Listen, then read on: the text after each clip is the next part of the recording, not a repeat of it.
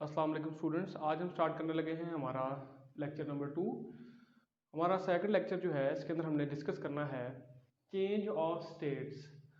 अब सबसे पहले हम ये देखेंगे कि स्टेट्स क्या होती हैं। जैसा कि हमने पिछले लेक्चर में डिस्कस किया था कि मैटर जो है वो हमारे पास 3 फॉर्म्स में पाया जाता है, सॉलिड, लिक्विड एंड गैस। अब ये जो सॉलिड, लिक्विड एंड गैस है ये मैटर की 3 स्टेट्स हैं। और चेंज इन स्टेट का मतलब ये है कि मैटर जो है ये सॉलिड से लिक्विड में कब जाता है और लिक्विड से गैस में किस तरह से जाता है। तो जब भी कोई मैटर सॉलिड से लिक्विड में जाएगा या लिक्विड से गैस में जाएगा तो यही चेंज ऑफ स्टेट भी कहलाएगा। तो इस लेक्चर के अंदर हम यही देखेंगे कि हमारा जो मैटर है वो स्टेट कब चेंज करता है।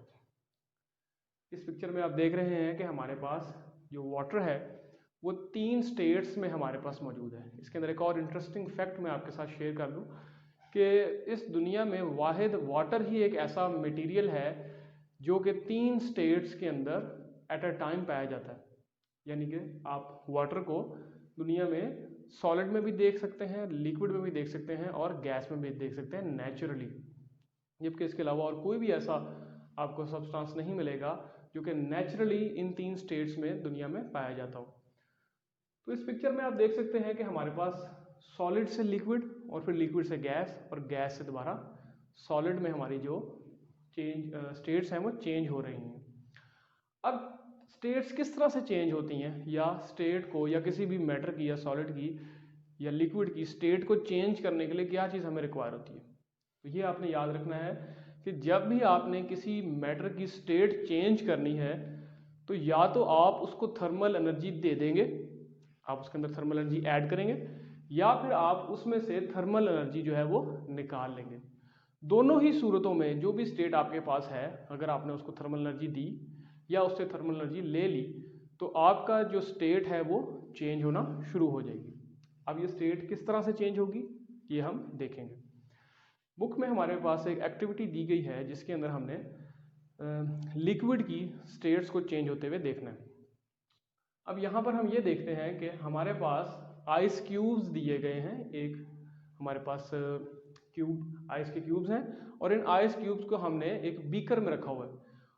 अब अगर हम इस बीकर का टेम्परेचर नोट करें तो हमारे पास इस बीकर का जो टेम्परेचर है यूजिंग थर्मामीटर वो इस ग्राफ में मैंने इसकी सारी स्टेट्स को चेंज होते हुए दिखाया है। तो सबसे पहले अगर हम जो ए पॉइंट है इसके अकॉर्डिंगली अगर हम इन आइस क्यूब्स का टेम्परेचर मेजर करते हैं तो वो राउंड अबाउट -30 डिग्री सेंटीग्रेड के करीब करीब हमारे पास आता है। अब ये सॉलिड स्टेट है हमारे पास लिक्विड की। अब हमने इस स्टेट को चेंज करना है लिक्विड में। तो हम क्या करेंगे कि इस बीकर के नीचे एक बर्नर लगा देंगे। अब बर्नर क्या कर रहा है, बर्नर यहाँ पर इस आइस को थर्मल एनर्जी प्रोवाइड कर रहा है। मीन्स हमने थर्मल एनर्जी सिस्टम को देना शुरू कर दी। अब आहिस्ता आहिस्ता क्या होगा, हमारी आइस जो है वो वाटर में कन्वर्ट होना शुरू हो जाएगी और जब जब आइस वाटर में कन्वर्ट होती जाएगी इट मीन्स हमारी इस सिस्टम का जो हमारा टेम्परेचर है, जैसा कि आप ये ब्लू लाइन देख सकते हैं, वो आहिस्ता आहिस्ता इंक्रीज करता करता 0 डिग्री सेंटीग्रेड पर आ जाएगा।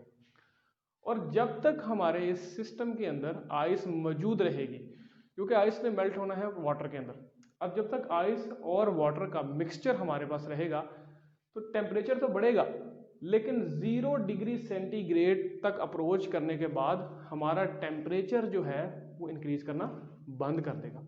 और जब तक सॉलिड स्टेट मुकम्मल तौर पर लिक्विड स्टेट में कन्वर्ट नहीं होती, थर्मल एनर्जी तो हमारा सिस्टम जो है वो लेता रहेगा, लेकिन यहाँ सी पॉइंट तक जब तक मुकम्मल तौर पे आइस वाटर में कन्वर्ट नहीं होती इस सिस्टम का टेम्परेचर फर्दर इंक्रीज नहीं करेगा।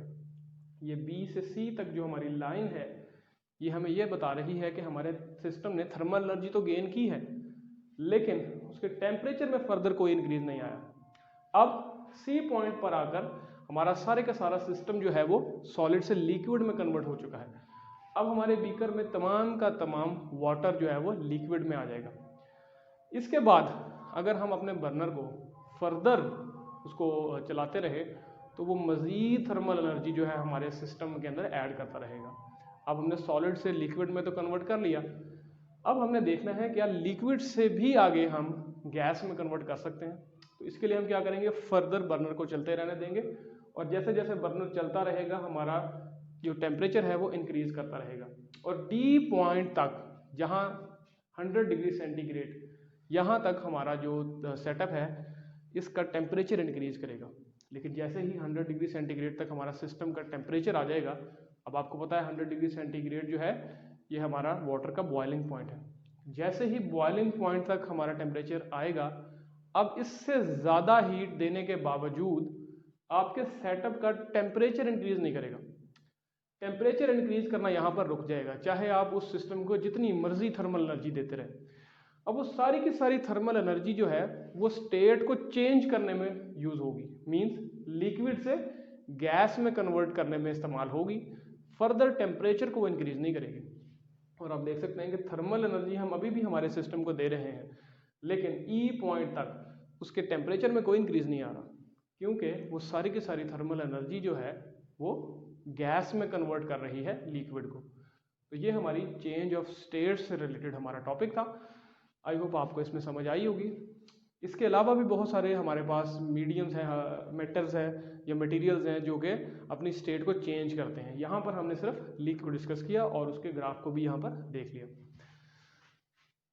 इसके बाद हमारे पास चेंज ऑफ स्टेट से ही रिलेटेड एक और टॉपिक है और वो है लेटेंट हीट ऑफ फ्यूजन।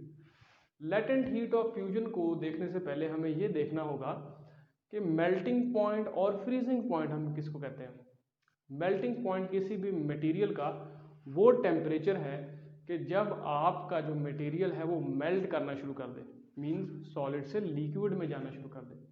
और फ्रीजिंग पॉइंट किसी भी मटेरियल का वो टेम्परेचर कहलाता है कि जब आपका जो लिक्विड है वो फ्रीज होना शुरू हो जाए या जो लिक्विड है वो सॉलिड में कन्वर्ट होना शुरू हो जाए। तो ये हमने फ्रीजिंग पॉइंट और मेल्टिंग पॉइंट भी जहन में रखने हैं। इसके बाद देखते हैं लेटेंट हीट ऑफ फ्यूजन हम किसको कहते हैं। सबसे पहले इसकी डेफिनेशन को देखते हैं। Heat energy required to change unit mass of a substance from solid to liquid state at its melting point without change in its temperature. ये जो है यहाँ पे हमने बात की है विदाउट चेंज इन टेम्परेचर, इसको मैं आपको फर्दर समझाऊंगा।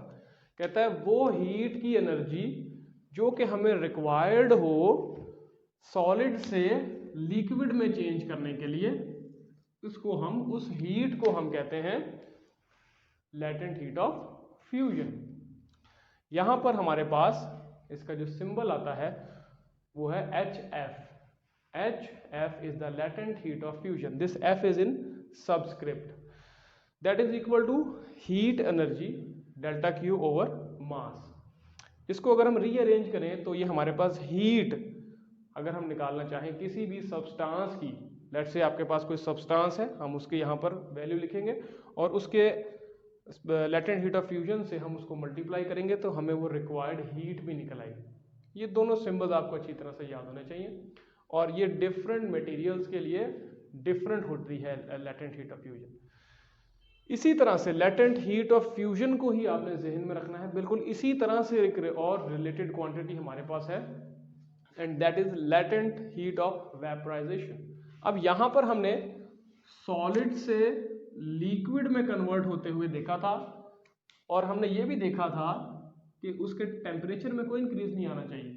मींस कि आप उसको थर्मल एनर्जी तो देते जा रहे हैं लेकिन उसका टेम्परेचर जो है वो अब इंक्रीज नहीं कर रहा और वो सारी की सारी थर्मल एनर्जी जो है वो उसकी स्टेट को चेंज करने के लिए इस्तेमाल हो रही है।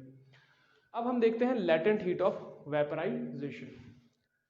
The quantity of heat that changes the unit mass of a liquid completely into gas at its boiling point without any change in its temperature.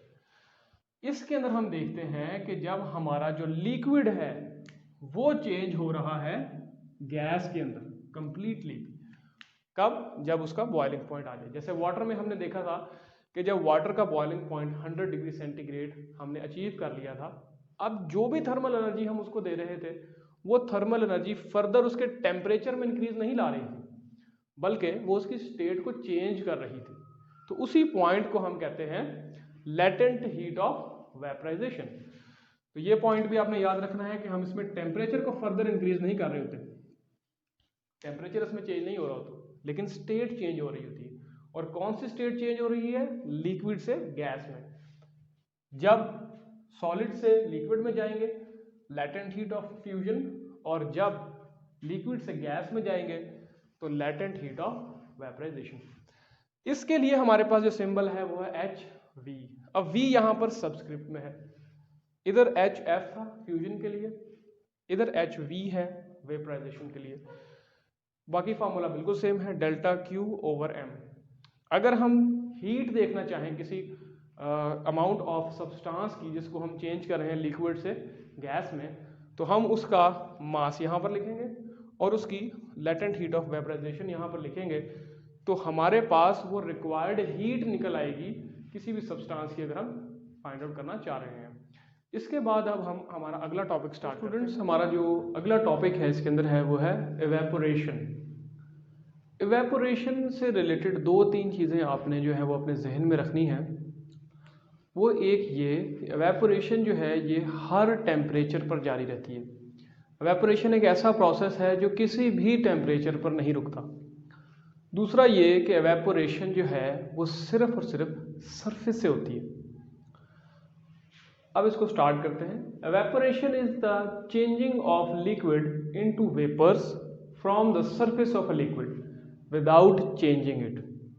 Evaporation एक ऐसा प्रोसेस है जिसके अंदर हम लिक्विड को गैस में कन्वर्ट करते हैं, यानी कि ये बिल्कुल जिस तरह हमने वेपराइजेशन पढ़ी थी उससे काफ़ी मिलता है। लेकिन इसके अंदर 2-3 चीज़ों का डिफरेंस यही है जो मैंने आपको बताया। सबसे पहली, लिक्विड से हम इसको गैस में कन्वर्ट कर रहे हैं, लेकिन इवेपराइजेशन जो है ये हमेशा हर टेम्परेचर पे जारी रहेगी। दूसरा, इवेपोरेशन सिर्फ और सिर्फ आपके लिक्विड के सरफेस से होती है। जितना ज़्यादा आपके पास सरफेस एरिया होगा उतनी ही ज़्यादा आपके पास इवेपोरेशन होगी। इसकी एग्जांपल हम इस तरह से देखते हैं कि अगर आपके पास लेट से 1 गिलास पानी है, आप उस 1 गिलास पानी को एक ट्रे में डाल देते हैं। अब आप एक ट्रे को और उस ग्लास को अगर छोड़ दें कुछ टाइम के लिए, तो आप देखेंगे कि वो जो 1 गिलास पानी आपने ट्रे में डाला था, क्योंकि उस ट्रे का सरफेस एरिया ज़्यादा था तो उसका पानी बहुत जल्दी जो है वो बुखारात बन गया, गैस में कन्वर्ट हो गया।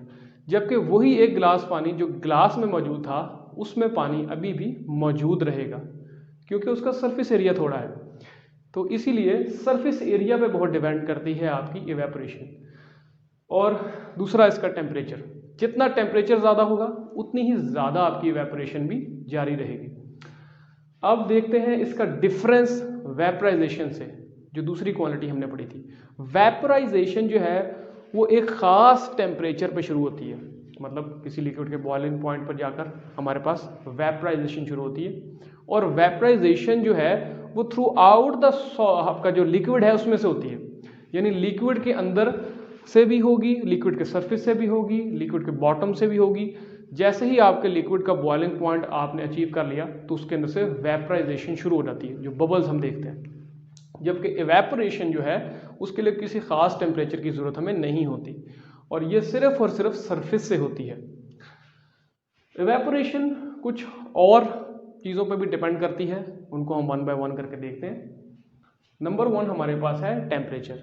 जितना ज़्यादा टेम्परेचर होगा उतनी ही ज़्यादा आपके मॉलिक्यूल्स की जो है इवेपोरेशन होगी।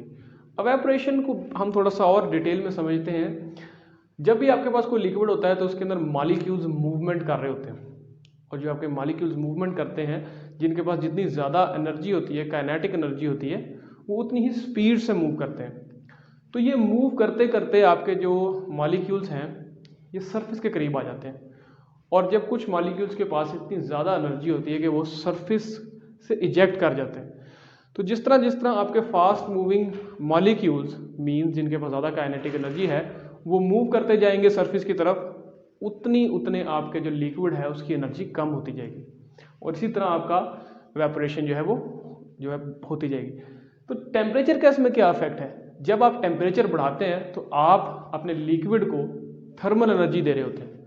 अब थर्मल एनर्जी से आपके मॉलिक्यूल्स की मूवमेंट भी बढ़ जाती है। जब उनकी मूवमेंट बढ़ती है उतना ही तेज़ वो मूव करते हैं और उतने ही तेज़ी के साथ वो आपके लिक्विड को छोड़कर गैस में कन्वर्ट होना शुरू हो जाते हैं। इसी तरह सरफेस एरिया, जैसे मैंने आपको एक एग्जांपल दी थी कि अगर आप एक पानी का गिलास और एक ट्रे लें और उसके अंदर पानी डाल दें तो ट्रे में से जो पानी है वो बहुत जल्दी इवेपोरेट हो जाएगा, क्योंकि उसका सरफेस एरिया ज़्यादा है, मॉलिक्यूल्स को बाहर निकलने के लिए ज़्यादा स्पेस मिलेगी। तीसरी चीज़ हमारे पास है विंड। विंड का भी इवेपोरेशन पे बहुत ज़्यादा असर होता है।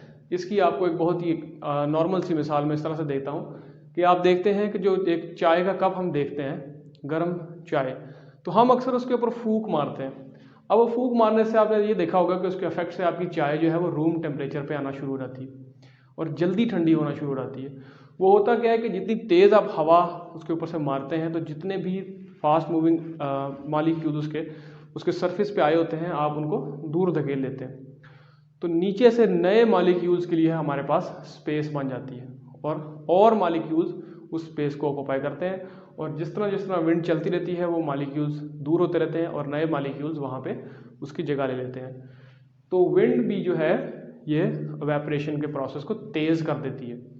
Third one, nature of the liquid, ये भी बड़ी इंपॉर्टेंस रखता है। नेचर ऑफ द लिक्विड, अब कुछ लिक्विड्स ऐसे होते हैं जो बहुत जल्दी इवेपोरेट कर जाते हैं और कुछ लिक्विड ऐसे होते हैं जिनको बहुत टाइम लगता है इवेपोरेशन में।